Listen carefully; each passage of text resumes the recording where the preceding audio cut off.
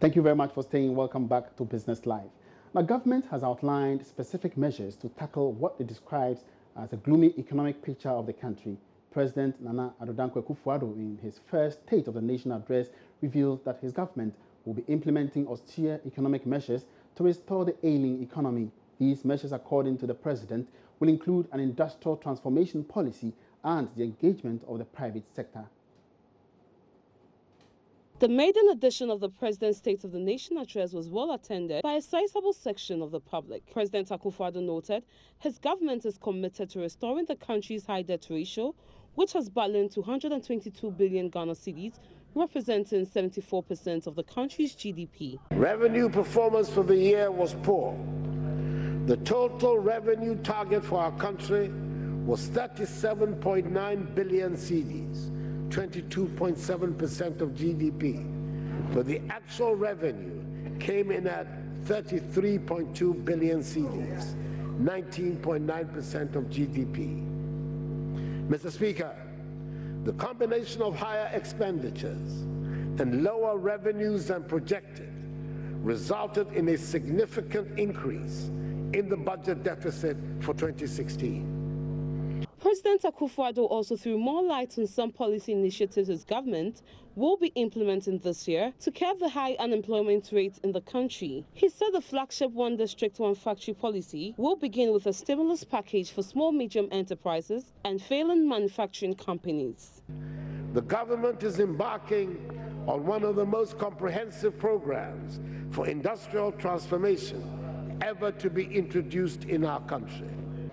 Setting up of a stimulus package to support existing Ghanaian industries and improve their competitiveness. Implementation of the initiative through public-private partnerships to establish at least one industrial enterprise in each of the 216 districts in the One District, One Factory policy. On ways of opening up Ghanaian businesses to the other neighboring countries, President Akufo-Addo revealed the railway development policy of the government will also begin this year to enhance free movement of goods and services. The Takrady to Paga Railway, connecting the eastern and western corridors, will be initiated this year to open up our country and provide access to our landlocked neighbors. It will also provide a lot of jobs.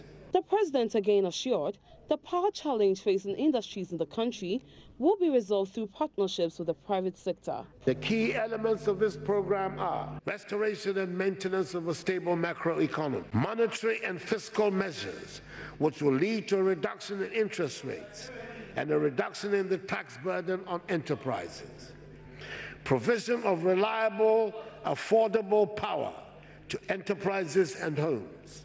President Addo Akufo-Addo, by this maiden address, reaffirmed his plans to revive the Ghanaian economy, to attract foreign direct investment, and also implement policies to strengthen the competitiveness of local industries. And the president also stated that his administration is committed to enforcing effective procurement laws that will ensure value for money in the bidding process within the energy sector. Inherited a heavily indebted energy sector. Order. Order. With a net debt reaching 2.4 billion United States dollars as of December 2016. I have to point out the alarming fact that 800 million US dollars of this debt is owed to local banks, which threatens their stability and that of the whole financial sector. Indeed, the huge indebtedness of the energy sector constitutes the single major hurdle to Ghanaians enjoying reliable and affordable electricity supply. Mr. Speaker, there has been some improvement in the power supply since November last year, but the challenges facing Ghana's power sector are far from over. Now, the president also expressed his resolve to use agriculture to turn the fortunes of the economy around. Now, with this development, we're touching base with my colleague Charles Aite, who is currently at the offices of the General Agricultural Workers Union, GAU, and he's going to touch base with the General Secretary to tell us what he thinks about this particular promise by the President. Charles, if you can hear me, good evening. Hello, good evening, Emmanuel. And as you've rightly stated, we are here because of the urge to find out, various reactions to the very words that President Akufo-Addo made at the maiden State of the Nations address today. Key issues that he raised, on top of that, was the matter of how best his administration is going to see to the expansion of the agricultural sector, which, of course, we all know statistically that performed poorly over the erstwhile Mahab administration. And I'm here with the General Secretary of the General Agric Workers Union, Edward Karewe, to help me dissect the various things that the President did say today at the State of the Nations address. Thank you very much, sir, for honoring this very interview. First of all, as the General Secretary of GAU, your thoughts in terms of what the President stated. Were you convinced? Were you not convinced? What did you take as, an entire, association from his statement? Well, I think we need to appreciate that it's a State of the Nation address, and then the President sets the tone. He decides what should be put in that particular address and what should not be put there. However, we too, as citizens, also now can comment on whatever he has given to us. Well, he gave a good narration of the economy to the extent that he stated how indebted we are, and then the way the economy has not performed well. Our borrowing level has gone up to 122 billion, and then we also spend about our debt to GDP is about 74%. All these things, one would also ask, so if you took over a bad economy, is there anything good that you had probably also taken over? For instance, infrastructure. It's clear that much has also been done in infrastructure, but which we did not hear from you. All right, so you think the President didn't address all these matters in the State of the Nations address, but if we could center a little bit on issues related to the agricultural sector, he raised the need for there to be an expansion in the sector, the fact that the private sector is going to be used to invest in the sector, the fact that he's going to make sure that the policy of the one district, one dam, and one village, one dam, policy and whatnot. We have been having an interaction before this very interview that we're having live on Business Live. And you raised the issue about the demand for these factories and whether or not these factories or even these policies, I should rather say, are in good faith. What do you think the President left out in the State of the Nations address with regards to the agric sector?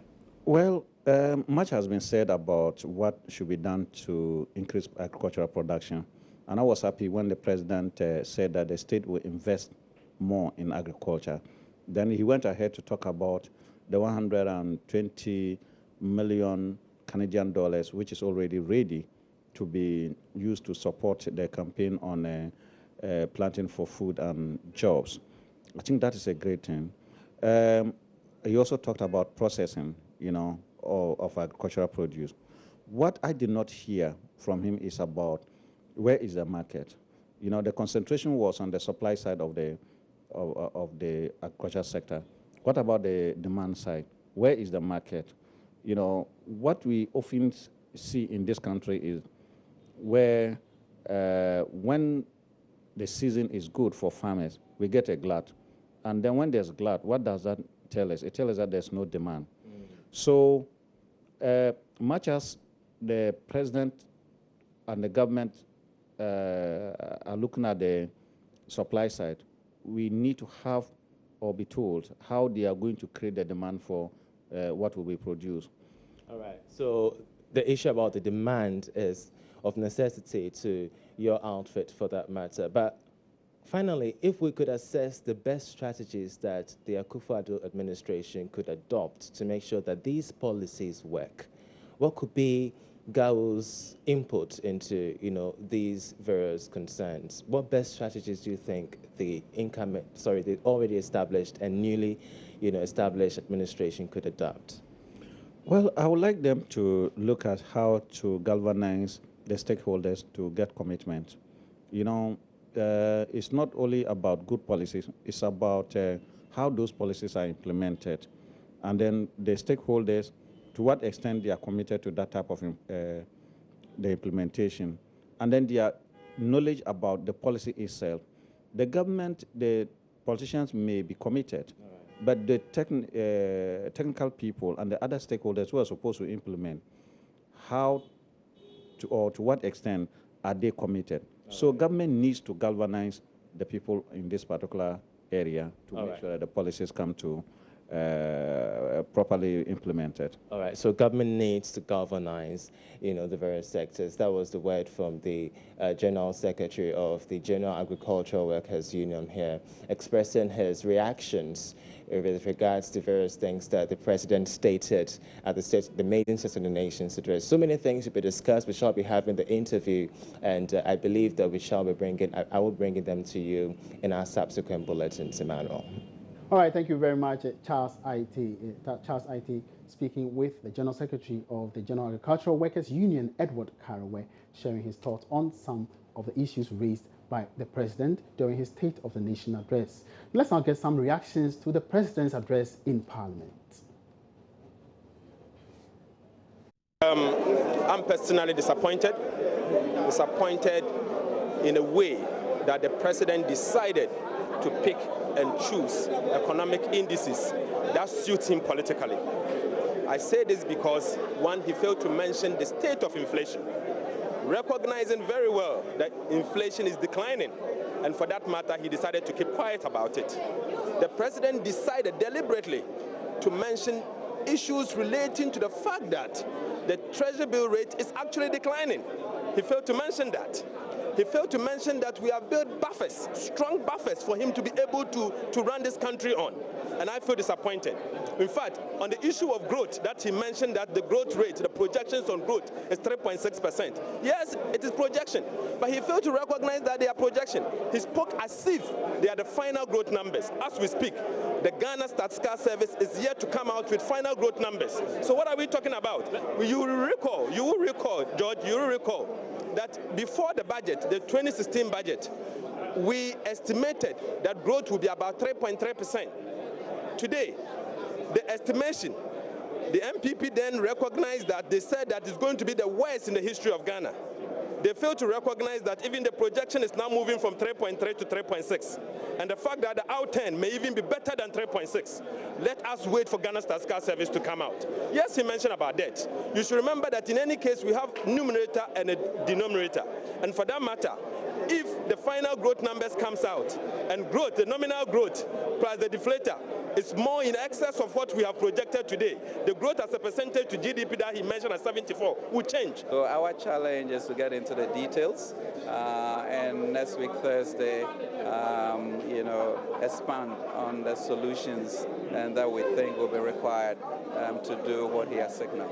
The President raised another concern that he was very passionate about was the IMF program. We signed up to this program to avoid overruns in an election year. That didn't happen. Are you worried as a minister? Because some would say your work becomes more difficult. The work becomes difficult, but I think that people of Ghana voted for his presidency because they expected him to be able to put a team together that will confront the issues of candor and effectively do that. So it's okay. I mean, we were not here for easy sailing, and then we are committed to finding those structural problems. I mean, he did outline the issues of wages, earmark funds, and also the debt stock that we have. And then those are real structural impediments for growth of fiscal space. And those are the kind of solutions that we have to find. Agriculture has been going down and down and down the last 8 years under the NDC. And his vision is to turn this fortune around, because he realizes that agriculture has potential not only to increase incomes in the rural areas and on the farms, but also to create the much needed jobs which he promised in the manifesto of our party during the campaign. So he's starting with this, what we call the spearhead campaign of planting for food and jobs, which targets 200,000 farmers in all the 216 districts to start with. And secondly, they go on to plant these 5 crops, which is, as I said, rice, maize, sorghum, and vegetables, okay, and soya and vegetables. Together, that's going to cost 560 million Ghana cedis, and will generate 1.3 billion Ghana cedis on farm for the participating farmers, and in the process create 750,000 jobs, which is quite substantial in the first year. 200 farmers, 200,000 farmers. Don't forget we have 5 million farmers and fishermen in this country. So 2018, 2019, 2020, we just keep on expanding this to include more farmers, create more wealth, create more jobs. Let's now move away from the State of the Nation address. And the Bank of Ghana says it expects the cedi to firmly stabilize against the dollar by the end of next month. The local currency is said to have depreciated by a little over 5%, according to market analysts. According to the Bank of Ghana, the challenge can be attributed to activities of speculators, demand surge to finance imports, and recent developments in the economy. Speaking to Joy Business, Head of Treasury at the Bank of Ghana, Evelyn Kwetia, said some of the additional measures that the bank is introducing could even see the local currency appreciate against the dollar. I may attribute it to 2 main issues: general demands as well as speculation. General demands from the 4th quarter. We know in the 4th quarter there's quite huge importation for the Christmas festivity, and then in the 1st quarter we have to pay those maturities.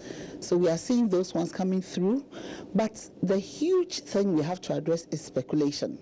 A lot of the demand we are seeing is speculation based and not real demand. People are going out there to demand the dollars, but they don't need it right now. Right, yes, because they think the current depreciation they are saying will continue in perpetuity. But I can assure them that this is just a blip and it will be corrected.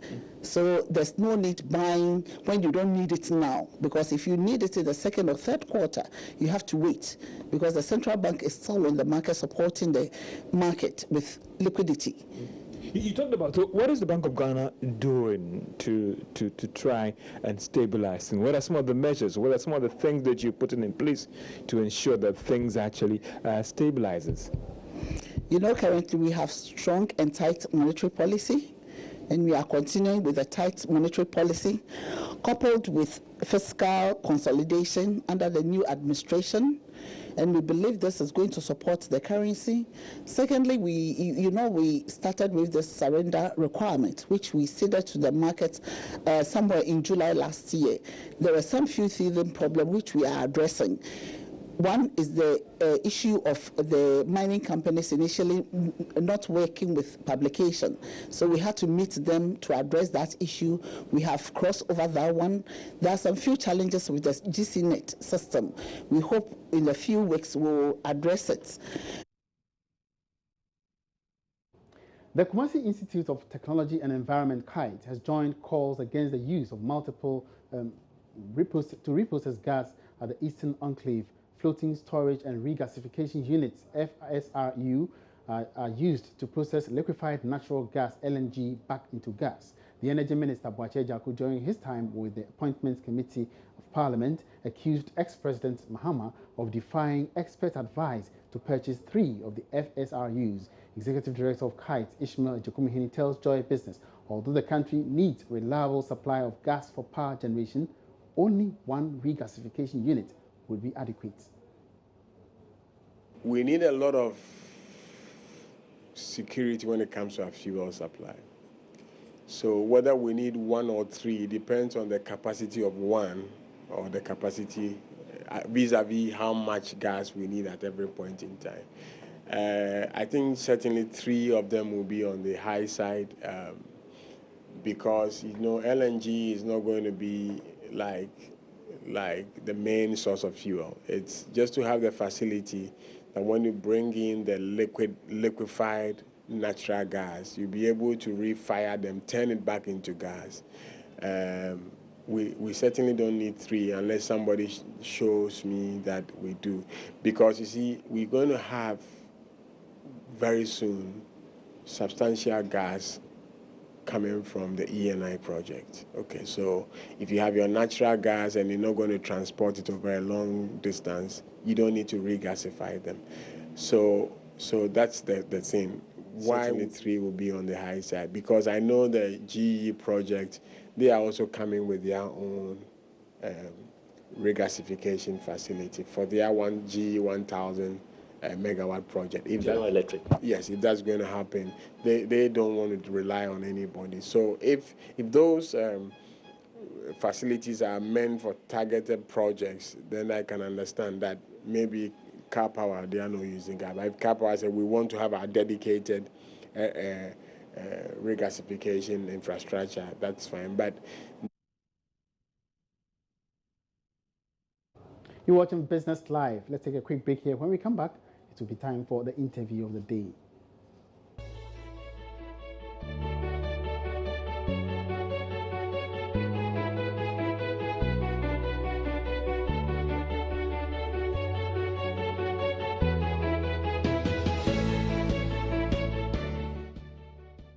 For quick and easy banking on your mobile, like checking your balance or transferring money, use our mobile banking services today.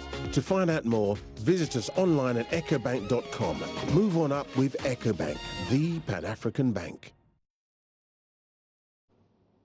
Now, in interview of the day tonight, the Integrated Social Development Center, ISODEC, is calling on government to, as a matter of urgency, seal all loopholes in the country's tax collection systems as a measure to mobilize more funds to finance free senior high school policy of government. Speaking with Joy Business, Executive Director of ISODEC, Dr. Steve Mantiao, said the nation's tax collection system needs to be audited if government wants to generate the necessary revenues to fund its free education policy. He also suggested funds allocated to the Ghana Education Trust Fund, GET Fund, needs to be reviewed.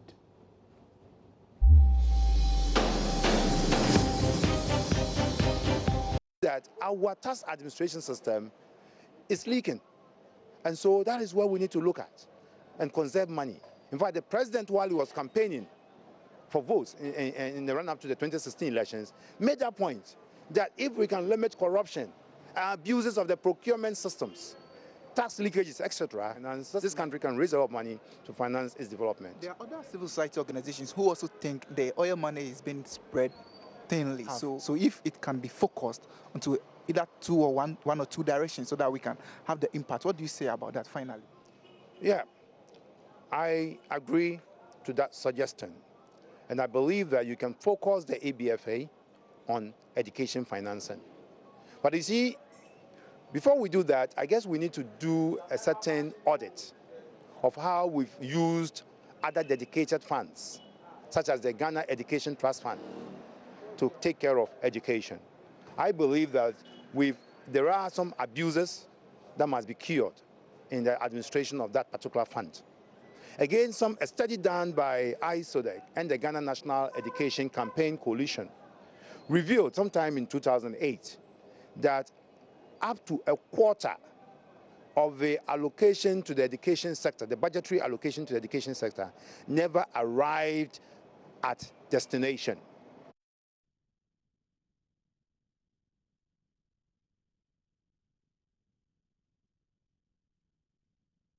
Before